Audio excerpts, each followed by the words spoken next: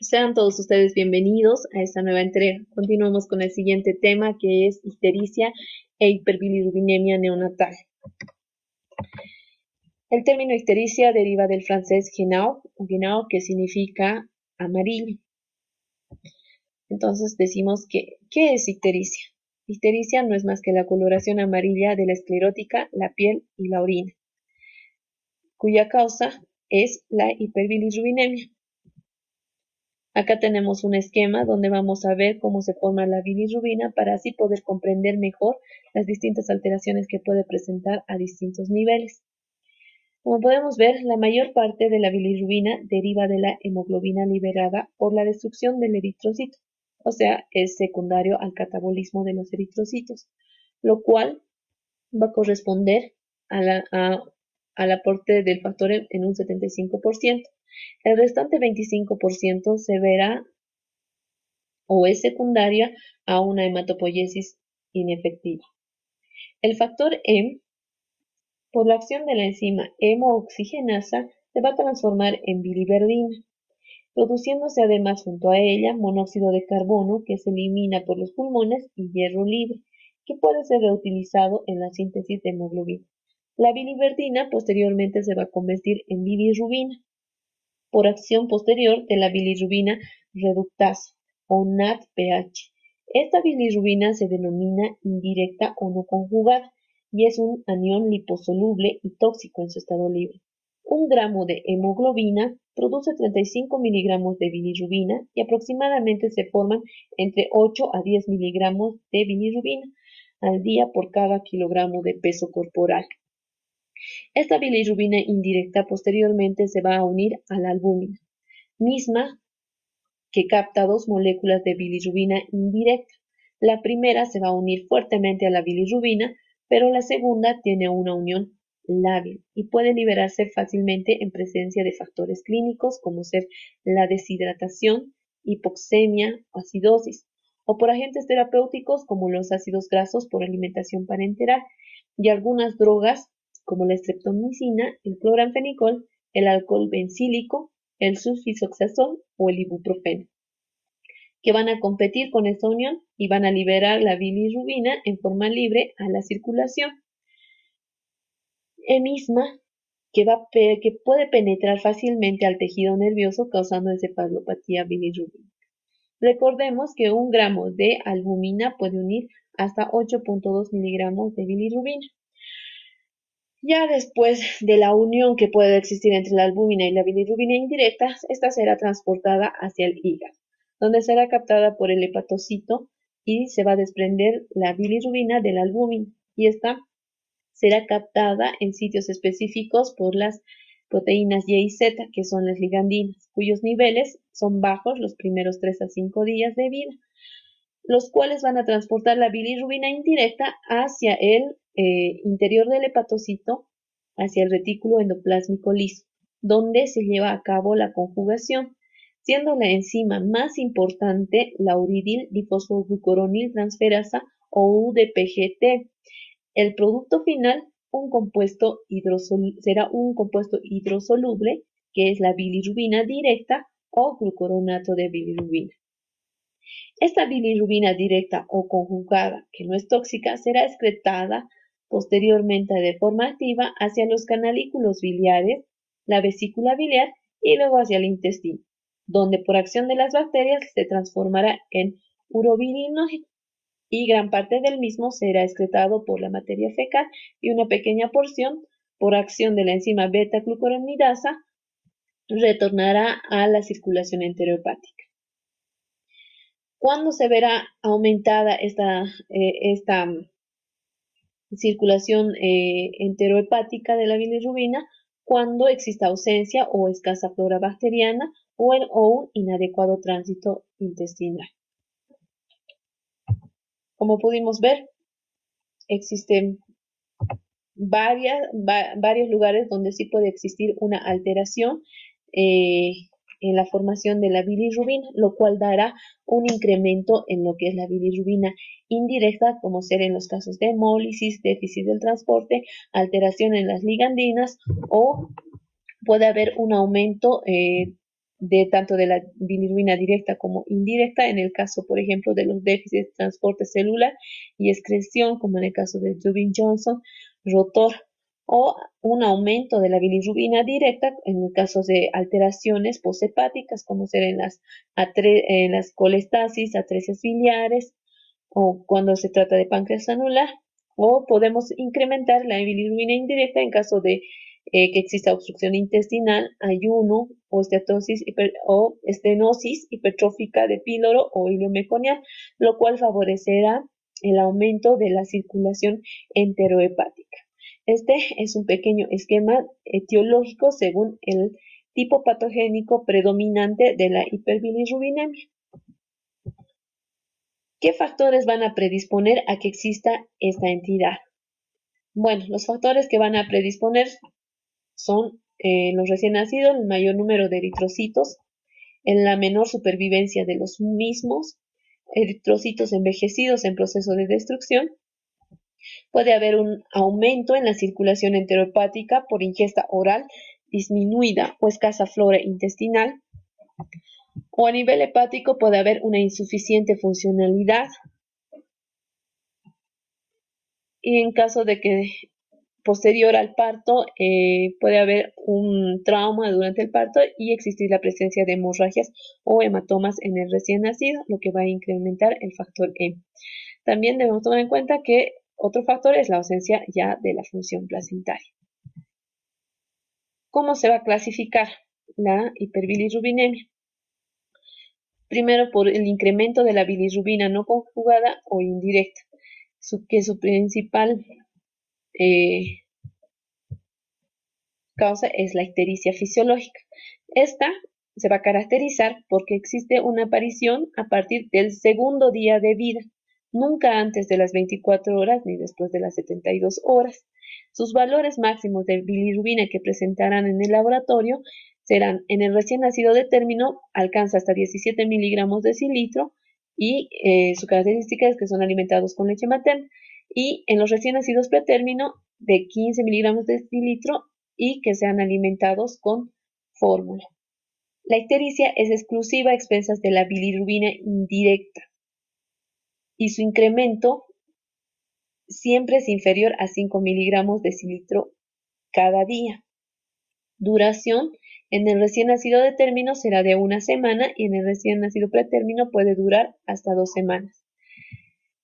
En el caso de la ictericia por lactancia materna inadecuada, en este tipo de ictericia vemos que el inicio es aproximadamente al cuarto día de vida. Los niveles de bilirrubina pueden alcanzar incluso hasta 20 miligramos de decilitro a los 14 días de edad y su descenso va a partir de las 2 semanas. Pueden alcanzar posteriormente a esta valores normales a las 4 o 12 semanas. La ictericia patológica se va a caracterizar porque su inicio es antes de las 24 horas. El incremento de la bilirrubina generalmente es mayor a 5 miligramos de decilitro día. La clínica se va a orientar hacia enfermedades de base y va a persistir hasta más de 8 días en el recién nacido de término y más de 15 días en el pretérmino. Y la bilirrubina directa excede a los 2 miligramos de decilitro. La ictericia patológica. La ictericia patológica, su etiología. La etiología de esta puede ser secundaria a hemólisis extravascular, que puede ser por cefalohematomas, petequias o hemorragias, a trastornos hemolíticos en los casos de inmunización ABO o el anti-D o esferocitosis, entre otros, por aumento de la circulación enterohepática, que puede deberse a una disminución del peristaltismo, obstrucción mecánica del tubo digestivo o sangre deglutida durante el parto o la cesárea, o por causas de infecciones perinatales, en el caso de TORCH, virus de las hepatitis B, C o hepatitis bacterianas, ya sean por E. coli, streptococo, listeria, entre otros. La disminución de la captación y de la conjugación se va a ver en el caso de hipotiroidismo, hipopituitarismo, el Crigler-Najjar, el Gilbert. Dentro de la clasificación está también el incremento de la bilirrubina conjugada o directa, donde vamos a tener la colestasis. Acá vamos a presentar una bilirrubina el neonato presenta una bilirrubina directa mayor a 2 miligramos decilitro o más del 15% de la bilirrubina total. Siempre, siempre es patológica y su manejo y estudio no va a diferir del que se debe realizar en otras etapas de la infancia. Su etiología puede ser secundario a sepsis, hepatopatías por nutrición parenteral, hipoplasia de las vías biliares, atresia biliar extrahepática, quistes de colédoco o hepatitis idiopática neonatal o colestasis idiopática, como ser las hepatopatías hipóxico-isquémicas, hepatopatías metabólicas de base. Acá tenemos los tipos clínicos de ictericia neonatal según el momento de aparición, los más frecuentes y los poco frecuentes. Según la aparición puede ser muy precoz, que se va a dar en el primer día de vida. Frecuentemente lo primero que pensamos es una hemólisis por incompatibilidad grupal. Lo menos frecuente es una infección intrauterina. Cuando es precoz va desde el segundo al séptimo día. Lo más frecuente a pensar es que sea una ictericia fisiológica, cursos anormales, hemolítica, infecciosa o idiopática. Y lo menos frecuente es que sea por acción tóxica, por poliglobulia, reabsorción de hematomas, alimentación materna, ser hijo de madre diabética o que exista o ser secundaria a un distrés respiratorio del recién nacido. Y tardía, cuando es mayor al octavo día. Cuando se presenta de forma tardía, lo primero que pensamos es una atresia de vías biliares o en un síndrome de hepatitis neonatal. Lo menos frecuente pensar es en causas obstructivas o pseudoobstructivas, hepatopatías connatales o endocrinometabólicas o tóxicas, entre otras. Y cuando la hiperbilirrubinemia es persistente, pensamos en una hepatitis neonatal, no se puede descartar la atresia de vías biliares o las causas infecciosas. Y menos frecuentemente pensar que es secundaria a una nutrición parenteral, a galactosemia, alteraciones endocrinológicas o hipotiroidismo o estenosis hipertrófica del PIB. La clínica que va a presentar nuestro paciente. Nosotros primero tenemos que tomar en cuenta mucho los antecedentes de importancia, si es que existió o no algún tipo de infección en la madre. Y también tomar en cuenta lo que es el inicio precoz de la ictericia, la mala técnica de la alimentación, tenemos que observar la lactancia materna, si es adecuado el agarre, el bajo ingreso calórico y de líquidos, que también puede ser secundario con una mala técnica de lactancia, el bajo peso de nacimiento, si ha existido o no asfixia perinatal, si hay retraso para evacuar el meconio, preguntar siempre a la madre en el primer día si ha presentado la deposición, o si es que también dentro de los antecedentes de importancia se ha visto que una alta hospitalaria precoz también puede llevar a este trastorno, ya que no ha recibido más que todo en las madres primerizas una orientación adecuada sobre la lactancia materna y el tipo de alimentación que tiene el bebé en el caso de uso de fórmulas. La clínica. La clínica del bebé, lo que podemos observar nosotros al examen físico es la coloración amarilla de la piel, donde nosotros nos vamos a guiar prácticamente por los niveles, acá, por el nivel de ictericia que presenta el recién nacido. La ictericia neonatal debemos recordar que progresa en sentido cefalocaudal y se puede estimar en forma aproximada y práctica, aunque no siempre exacta, los niveles séricos de bilirrubina según las zonas corporales comprometidas, siguiendo la escala de Kramer. Acá, por ejemplo, en la zona 1, nosotros asumimos, va desde la cabeza hasta el cuello, donde se presume que existe una hiperbilirrubinemia entre 4 a 7 miligramos decilitro. La zona 2 de Kramer abarca desde el cuello hasta el ombligo y pensamos en una hiperbilirrubinemia entre 5 a 8.5 miligramos decilitro. La zona 3 de Kramer, acá, que va del ombligo hasta las rodillas, se presume de que existe una hiperbilirrubinemia entre 6 a 11.5 miligramos decilitro. La zona 4 va de las rodillas hasta los tobillos. Se presume que existe una hiperbilirrubinemia de 9 hasta 17 miligramos decilitro. Y la zona Kramer 5, que abarca las extremidades en sus porciones distales, manos, pies, y pensamos siempre de que existe una hiperbilirrubinemia mayor a 15 miligramos decilitro.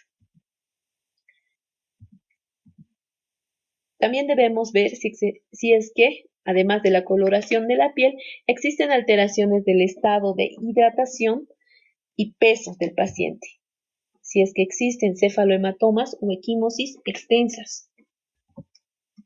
Si es a la exploración debemos siempre descartar de que no exista una hepatoesplenomegalia o también tenemos que fijarnos la coloración, si es que el paciente está pletórico, si hay palidez, petequias o equimosis, además de las características de las heces y orina del paciente. Acá podemos ver el nomograma. Aquí este nomograma nos muestra el riesgo del riesgo de los neonatos sanos nacidos a término o casi a término según los valores de bilirrubina sérica específicos de cada hora.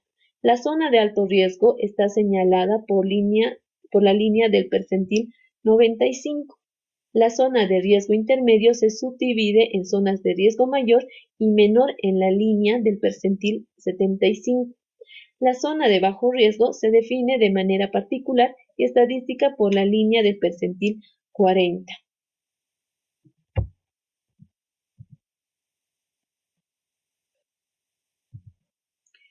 La complicación que pueden presentar. El mayor riesgo de la hiperbilirrubinemia indirecta es la aparición de disfunción neurológica inducida por la bilirrubina, que se produce de forma característica con valores altos de bilirrubina indirecta. El desarrollo de encefalopatía bilirrubínica, kernícterus, depende del valor de la bilirrubina indirecta, de la duración de la exposición a estos valores elevados, de la causa de la ictericia y del bienestar del neonato. La lesión neurológica, incluida la encefalopatía bilirrubínica, puede aparecer con valores más bajos de bilirrubina en los prematuros y en presencia de asfixia, hemorragia intraventricular, hemólisis o fármacos que desplazan la bilirrubina del albúmina. No se sabe con seguridad el valor sérico exacto de la bilirrubina indirecta perjudicial para los recién nacidos con muy bajo peso al nacer. Kernícterus. La encefalopatía bilirrubínica o kernícterus es un síndrome neurológico debido al depósito de bilirrubina no conjugada o indirecta en los ganglios basales y en los núcleos del tronco del encéfalo. La patogenia es multifactorial y se supone una interacción entre los valores de bilirrubina no conjugada, la unión a la albúmina y los valores de la bilirrubina libre, el paso a través de la barrera hematoencefálica y la susceptibilidad neural a la lesión. También contribuyen la rotura de la barrera hematoencefálica por enfermedad, asfixia u otros factores, los cambios de la permeabilidad de la barrera hematoencefálica asociados a la maduración. Todo esto resumido en este esquema donde hablamos de la competencia hacia citas de conjugación, el aumento del efecto celular tóxico de la bilirrubina, la disminución de la capacidad de transporte de la albúmina y la mayor permeabilidad de la barrera hematoencefálica, todos estos factores van a contribuir a que exista el kernícterus. Acá, dentro de las manifestaciones clínicas, los signos y síntomas de la encefalopatía bilirrubínica suelen aparecer a los 2-5 días de vida en los niños a término y a los 7 días como muy tarde en los prematuros. Pero la hiperbilirrubinemia puede causar encefalopatía en cualquier momento del periodo neonatal. Las manifestaciones iniciales pueden ser sutiles y confundirse con las de sepsis, asfixia, hipoglucemia, hemorragia intracraneal y otras enfermedades sistémicas agudas del neonato. Los niños suelen manifestar al principio letargo, rechazo al alimento y pérdida del reflejo de Moro. Después, el neonato puede dar impresión de gravedad y abatimiento, con disminución de los reflejos tendinosos y dificultad respiratoria. Esto puede ir seguido de opistótonos, abombamiento de las fontanelas, contracturas faciales y de las extremidades y llanto agudo. En estados avanzados, presentan espasmos y convulsiones y adoptan una postura con los brazos extendidos y rígidos, en rotación interna y con los puños cerrados. En esta fase tardía no suele haber rigidez. Bueno, acá podemos ver las características clínicas de la encefalopatía hiperbilirrubínica o kernísteros, donde vamos a encontrar una forma aguda y una forma crónica. En la forma aguda existen tres fases. En la primera, que va desde las 24 a 48 horas, donde encontraremos un paciente con succión deficiente, estupor, hipotonía y convulsiones. En la fase 2, que se va a dar a mediados de la primera semana, que será entre el tercer y cuarto día, donde encontraremos hipertonía de los músculos extensores. Existirá opistótonos, retrocolis, además de fiebre. Y en la fase 3, que será después de la primera semana, encontraremos un recién nacido hipertónico. La forma crónica de la hiperbilirrubinemia. Durante el primer año existirá hipotonía, reflejos tendinosos profundos exaltados, por lo cual es muy importante hacer la valoración neurológica en todos los recién nacidos y pasado el año de edad, lactantes menores y mayores, porque podemos encontrar estas alteraciones, además de reflejos tónicos cervicales obligatorios, retraso en la adquisición de habilidades motoras, por lo cual nosotros tenemos que preguntar siempre cómo ha sido el desarrollo psicomotor de nuestro paciente. Y tras el primer año vamos a encontrar nosotros trastornos del movimiento, podemos encontrar coreotetosis, balismos, temblor, miradas hacia arriba, hipoacusia neurosensorial, por lo cual en estos pacientes es necesario hacer un seguimiento tanto por pediatría como neuropediatría. Los exámenes de laboratorio en orden de importancia que vamos a solicitar son la bilirrubina total y el hematocrito. La bilirrubina diferencial, el hemograma, el grupo sanguíneo, factor RH y prueba de Coombs, además del recuento de reticulocitos, frotis periférico, el hepatograma para detectar si es que existiese colestasis, pediremos las transaminasas, además de la fosfatasa-alcalina, las pruebas tiroideas para descartar hipotiroidismo y la albúmina sérica, donde vamos a ver si es que existe una disminución de la misma menor a 3 gramos decilitro. Y una ecografía abdominal para descartar de que no haya ninguna alteración a nivel de vísceras. Todo esto nos va a ayudar a que nosotros podamos llegar al diagnóstico. El tratamiento. El tratamiento son primero las medidas higiénicas, dieta, la fluidoterapia endovenosa, la fototerapia, la exsanguinotransfusión, gamma globulina intravenosa, la inhibición de la síntesis de bilirrubina, activadores enzimáticos y los quelantes, además de albúmina sérica.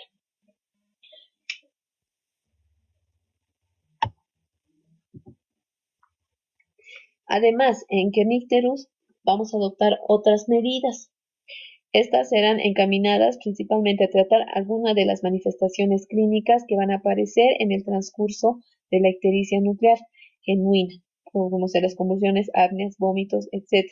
En el caso de las convulsiones, adicionaremos lo que son los anticonvulsivantes, el más utilizado a esta edad, el fenobarbital.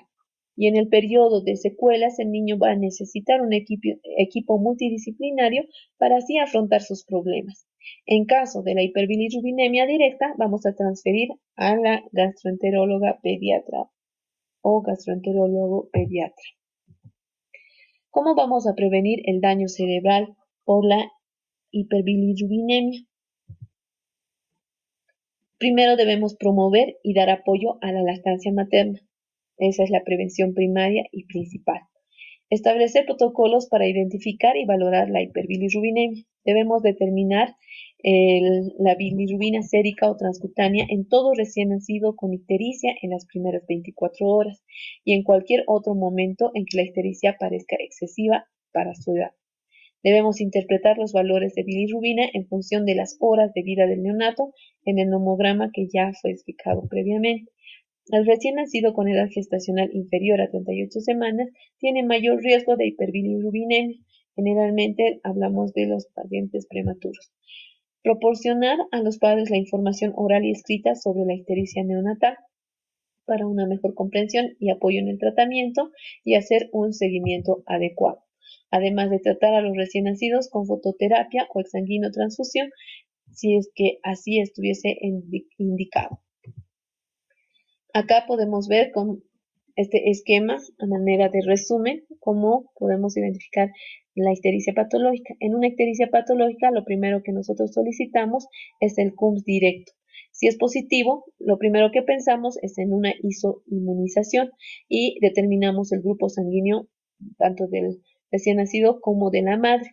Lo más frecuente es que presente una incompatibilidad ABO y lo más raro que sea la incompatibilidad RH u otras incompatibilidades.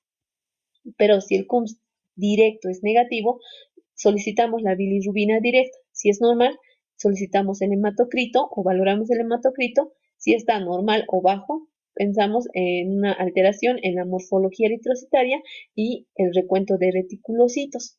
Si esta está anormal, nuevamente pensamos en isoinmunización o en causa de anemias hemolíticas no isoinmunes, que es lo más raro que se presente. Acá podemos pensar en enzimopenias, tóxicos, hemoglobinopatías, esferocitosis o déficit de la vitamina E. Si la morfología eritrocitaria y el recuento de reticulocitos fuera normal, pensamos en que existe una colección hemática, estasis intestinal, lactancia materna, hijo de madre diabética o toxémica, idiopática, asfixia perinatal o distrés respiratorio. Y lo menos frecuente será pensar en un hipotiroidismo, en tóxicos como la oxitocina cuando se hace mal uso de la misma, detergentes fenólicos o fármacos, o trastornos como el Krüger-Najar o transfusiones o síndrome del Lucey-Driscoll. Pero si el hematocrito no está normal, sino está alto, lo primero que pensamos es una poliglobulia, entonces existe una mayor destrucción de glóbulos rojos, lo que está llevando a la hiperbilirrubinemia. Pero si la bilirrubina directa es elevada, lo primero que pensamos es en una sepsis y hepatitis. Y lo más raro pensar es en la infección intraútero, colestasis por fármacos o alimentos parenterales, fibrosis quística, déficit, alfa-antitripsina, atresia de vías biliares, galactosemia y Tubin-Jones. La atresia de vías biliares no se debe descartar nunca cuando tenemos una bilirrubina directa, por lo cual debemos hacer el estudio correspondiente. Eso es todo, muchas gracias, espero que les sirva de mucho las preguntas en el foro de debate. Gracias.